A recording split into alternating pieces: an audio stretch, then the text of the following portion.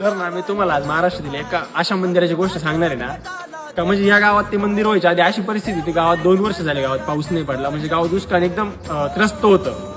पण गावात ना हे मंदिर आल्यापासून गावात एकदम भरभराटी चालू झाली गावची.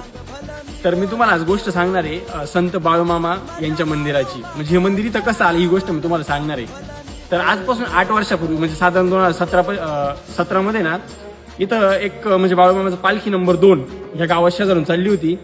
गावकऱ्यांच्या आग्रहस्थ होते, गावात आले. गावकऱ्यांनी त्यांना आग्रह केला, साधारण 3 दिवस तुम्ही आमच्या गावात थांबा म्हणे. गावकऱ्यांनी त्यांना राहायला एक कोपरा दिला.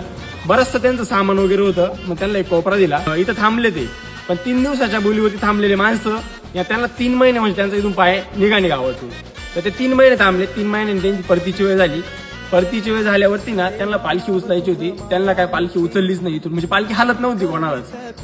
तर त्यांनी काय केलं, ती पालखी इथंच ठेवली, एक झेंडा लावला आणि ते इथून निघून गेले. तर आपण मंदिराचे चमत्कार बघायला गेलो ना, तर ही जागा ना फॉरेस्ट मध्ये येते आणि फॉरेस्ट इथं कुठल्याही प्रकारचं मंदिर बांधायला परवानगी देत नाही.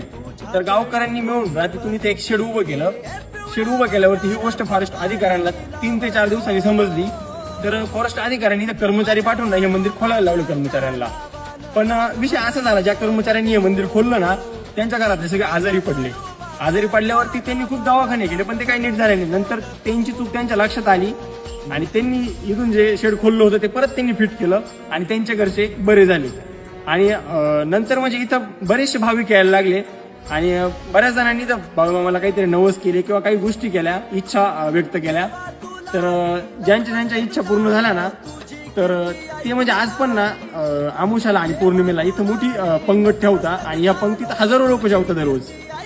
आणि ह्या पंक्ती तुम्हाला सांगतो इतक्या मोठ्या प्रमाणात आजपासून 5 वर्ष पुढे या पंक्ती पुरतील इतक्या पंक्ती इथं आजच बुक आहे.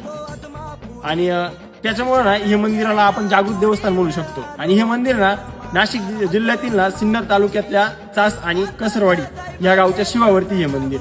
तर तुम्ही कधी येता या मंदिरात दर्शनासाठी? माझ्या बाळूमामाच्या नावानं चांग भलं मी बोलत